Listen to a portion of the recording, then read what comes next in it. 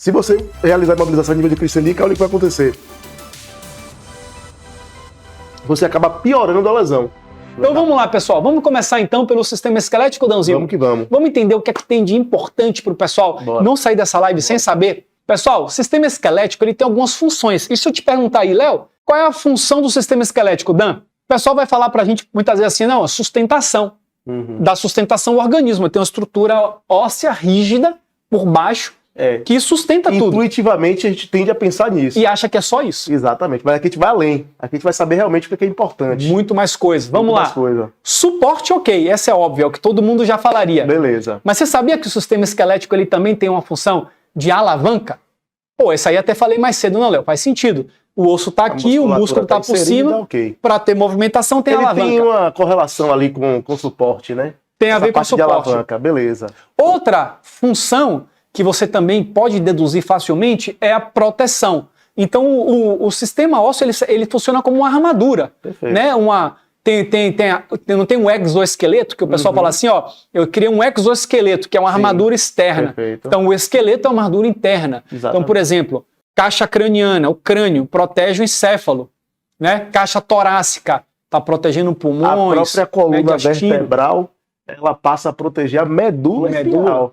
Então, você vê que as estruturas mais sensíveis do organismo, elas estão protegidas, cercadas de osso. Então, olha, ela é uma armadura. Além disso, você sabia... Que bacana. Começou, aqui hein? Começa a ficar bacana. Como assim, Dan? Me explica aí, como é que esse lance... Ele faz armazenamento? É um galpão? Pois é. Como é? Ó, a gente está acostumado, isso aqui que eu vou falar agora é intuitivo. A gente sabe que nos ossos tem cálcio. É ou não? Isso aí eu acredito que a gente já saiba. Agora, o que a gente pode concluir disso, né, através dessa informação? Isso acaba se tornando um depósito de cálcio, por exemplo. E o cálcio ele tem várias funções no organismo. Tem função na coagulação, né? Tem função, por exemplo, na parte de contratilidade muscular. Então, como é que o organismo ele consegue modular isso, controlar? Opa, tá faltando cálcio, o que é que ele faz? Ele degrada um pouquinho dos ossos e libera para o sangue. Tá com muito cálcio? Ok. Vem uma célula lá chamada osteoblasto e pega esse cálcio e deposita nos ossos. Então ele acaba se tornando como uma fonte de armazenamento também. Perfeito. Além de armazenamento, já estamos falando do cálcio, então ele permite consequentemente, fazer a manutenção dos níveis séricos. Sérico significa disponível no sangue. Perfeito. De cálcio. Então chegou, liberou, armazenou, mecanismo de homeostase, subiu, segura. Baixou, libera e assim funciona. Perfeito. E esse último aqui, Dan? Esse aí é top também, viu? Na verdade, é o mais importante e às vezes não é intuitivo. Para quem nunca teve contato com o tema, esse aqui talvez seja o menos intuitivo de todos. Vou liberar o spoiler aqui. Pode liberar. Produção de células sanguíneas. Que relevância. Os ossos fazem isso? Que relevância, Léo. Você tem lá a medula óssea, por exemplo, né, onde essa produção ela acaba sendo contínua e se interconecta com o sistema circulatório. E aqui, Léo, a gente já consegue também concluir uma coisa que é interessante. Repare, às vezes você tem dificuldade de funcionar um acesso venoso, periférico, por exemplo, o paciente perdeu muito sangue, as veias já estão ali mais colabadas, e aí, mas você tem uma via de acesso a esse sistema que ela não colaba, o osso está ali, sempre rígido. Né? Você pode fazer um acesso intraósseo, por exemplo. Perfeito. Né? Já que ali é como se fosse a usina, né, da produção sanguínea. Ela vai se conectar com os vasos, né, e é uma via que vai estar sempre ali, pérvia, para a gente poder fazer um acesso, por exemplo. O acesso intraósseo, muito utilizado no APH, por quê, pessoal? A gente vai entender na aula de amanhã, vocês não podem perder a aula de amanhã, que é a aula de choque, que a gente está entendendo aqui o funcionamento normal do organismo. Sim. Amanhã a gente vai entender o funcionamento anormal desse organismo. Então, no momento do choque, dando um pequeno spoiler, existe uma vasoconstricção que acontece com o mecanismo de defesa, ou seja, os vasos fecham. Então, às vezes, você não consegue pegar um acesso num paciente que está com choque grave. O acesso intraósseo, como o Dan falou, está sempre disponível ali. Sempre disponível, né? Perfeito. Entendendo um pouco da característica e composição básica, né, de um osso, nós temos aqui, no que a gente poderia chamar aqui de, entre aspas, né, cabeça do osso, né, que seria, a gente fala muito assim, a cabeça do fêmur, de uma forma mais coloquial. Nós temos aqui na ponta uma cartilagem. Essa cartilagem ela permite justamente encaixar em outra estrutura de uma articulação e ter movimentação, ok? Então por isso que ela é arredondada. Às vezes tem algumas cartilagens que tem ali uma cartilagem sinovial, vai ter um líquido sinovial para lubrificar e fazer com que aquilo aconteça de forma sem atrito. Depois acontece que por conta de degenerações pode se perder ali essa lubrificação e os ossos, a articulação começa a ter mais atrito, se desgastar, isso leva a problemas ortopédicos, tá certo? Então essa cabeça, ela é conhecida tecnicamente como epífise. Depois nós temos a metáfise, que é essa região próxima, intermediária, né, e a diáfise, que é essa região maior aqui, né, que como conecta o corpo. A gente fala de forma informal, chama isso aqui de corpo, né? Perfeito. Então o osso ele tem nas suas duas extremidades tanto a parte duas epífises, duas metáfises e a diáfise, que é a ponte que conecta. E nessas estruturas ela vai ter uma articulação, né, uma cápsula ali, uma cartilagem anatomicamente prevista para poder funcionar com a articulação que está ali presente. E fazendo uma leitura interna da estrutura do osso, Danzinho explicou para a gente aqui, começando mais superficialmente aqui, o periósteo. E aí tem uma informação importante do periósteo, né? Que é a membrana que reveste o osso. Diz pra gente, ela ela é muito inervada, né? Inervação nociceptiva, ou seja, é uma região que em procedimentos, em fratura, né, lesão nessa região é doloroso para o paciente. Tá? Então, a região aqui que, às vezes, a determinado tipo de procedimento você tem que anestesiar, né? Justamente porque o periósteo ele é ricamente inervado. E mais internamente, como vocês podem observar aqui, né, vasos que nutrem o osso, né? O osso ele precisa de nutrição, ele precisa receber. Lembre-se que o osso ele é feito de células, essa célula vai precisar de oxigênio, vai precisar de glicose para ela poder gerar sua própria energia, para ela poder funcionar. E existe aqui a medula óssea, que também está na parte interna e que tem todas essas funções importantes que Dan citou, e através dessa cavidade é possível então obter um acesso intraósseo e poder administrar fluido, medicamentos em caso de emergência. Então essa é a característica básica da composição do osso. Quando a gente olha o esqueleto como um todo, então aqui nós temos um esqueleto, né, de um ser humano, aqui um esqueleto do sexo masculino, onde nós encontramos algumas estruturas. Primeiro, nós temos dois o esqueleto ele pode ser dividido em dois grupos. Primeiro, o esqueleto axial. E esse esqueleto axial ele é composto aqui do crânio. Lá no crânio você vai ter ossos do crânio, da face, né, toda essa região da cabeça. Sim, sim. Nós temos o pescoço, né, que é constituído ali da parte cervical da coluna vertebral, no pescoço, e também, por exemplo, o osso ióide, que fica na região do pescoço. Nós temos a coluna vertebral, que vai ser dividida, a gente vai ver mais para frente, na região cervical, torácica, lombar e até a região sacral, mais final. Perfeito.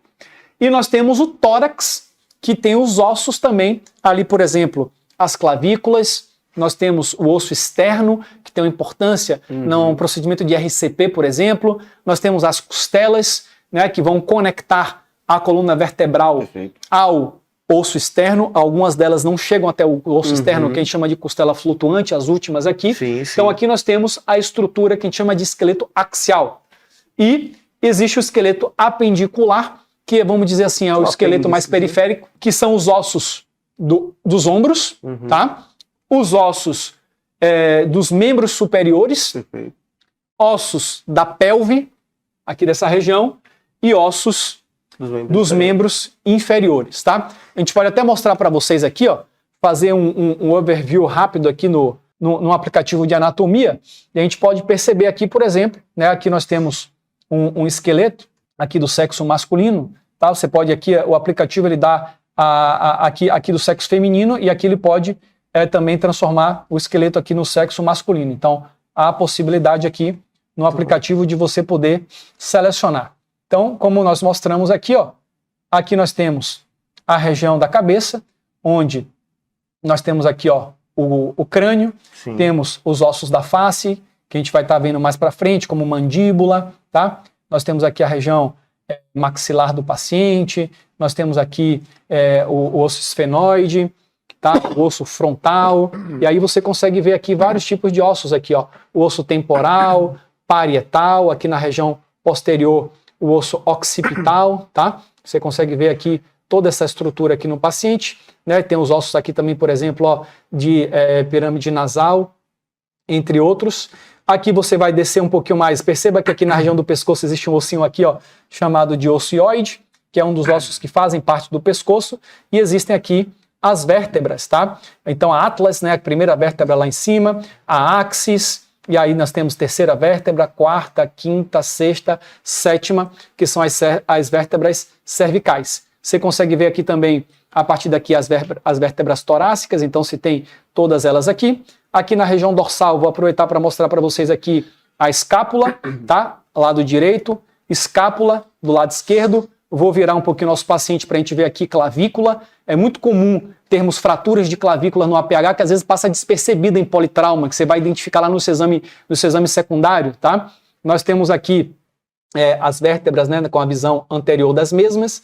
Aqui nós temos o externo, né, que é uma estrutura que é como se fosse aqui realmente um escudo para o nosso mediastino, para o coração, que está aqui logo atrás. E aqui, ó, temos o manúbrio do externo aqui na parte superior. E aqui, ó, o famoso apêndice tifoide, essa pontinha aqui, olha, que se você for fazer RCP aqui nessa pontinha final, pode quebrar. Por isso que a gente fala, coloca 2 dedinhos aqui para cima, né? E não apoia aqui, não. Apoia onde? Onde é que você vai fazer RCP? Você vai fazer aqui na metade inferior do externo, para ele poder ter chance de poder deprimir. Mas cuidado para não fazer muito na ponta. Temos aqui as costelas também, ó. Deixa eu ver se a gente consegue selecionar aqui uma costela, tá? Aqui a segunda costela, a primeira lá em cima. E aqui você vê que todas essas costelas... Ah, mas Léo, peraí, Léo. Essa costela não está conectando? Por que não está conectando? Porque está faltando aqui, ó, a cartilagem. Então aqui nós preenchemos a cartilagem. Então perceba que aqui existe uma cartilagem chamada de costocondral e de esternocondral. Ou seja, ela vai se conectar tanto aqui na costela quanto no externo. E é comum que durante um RCP, principalmente em pacientes idosos, né, que já tem uma calcificação maior dessas cartilagens. Cartilagem, né? Você então, tem uma desconexão mesmo. Ela fica mais rígida, né? Mais rígida, então, na hora que você vai comprimir aqui, você sente realmente isso se desconectar e às vezes o externo ele fica mais afundado, é por esse motivo. E existem algumas costelas... Só até uma curiosidade, assim, na maioria das vezes não é nem fratura mesmo, né? Se você posicionou a mão certo, não é nem fratura, é desconexão mesmo. Uma disjunção. Disjunção. Né? Você até sente a sensação de um POC. Isso. Na hora que você faz, é mais no sentido de disjunção mesmo. Vai soltando ali. Perfeito. Então aqui olhando um pouquinho para membro superior, a gente tem aqui, ó, por exemplo, o húmero, nós temos aqui os 2 ossinhos aqui, rádio, una, né? Tem aqui todos os ossinhos da mão também, também não vale, o objetivo não é estar discutindo todos eles agora. Aqui olhando para a região posterior, a gente pode vir aqui no finalzinho da coluna, ó, temos aqui algumas vértebras lombares, segunda, terceira, quarta, quinta vértebra lombar, e aqui no finalzinho a gente desce para o sacro, que é o finalzinho aqui que já compõe parte aqui da estrutura final da coluna, e aqui nós temos a crista ilíaca do lado esquerdo, que já é pelve, crista ilíaca do lado direito, nós temos aqui o pubis à esquerda, à direita, e aqui entre os dois a síntese púbica, e a gente vai ver aqui, por exemplo, já o fêmur, que vai estar encaixando aqui, ó. Eu vou tirar aqui essa estrutura do tecido conjuntivo. Olha que interessante. Olha o encaixe aqui, né, do acetábulo, né? A cabeça, aqui nós temos o trocânter, que é essa região aqui mais proeminente, e aqui nós temos a sínfise do fêmur, que vai estar encaixando, falei certo? Sínfise? Peraí, pode ser que eu tenha... Você fala o quê? A cabeça do fêmur, peraí que eu... Do acetábulo? Aqui, ó, só um segundinho, só para ver se eu falei certo. A epífise, perdão.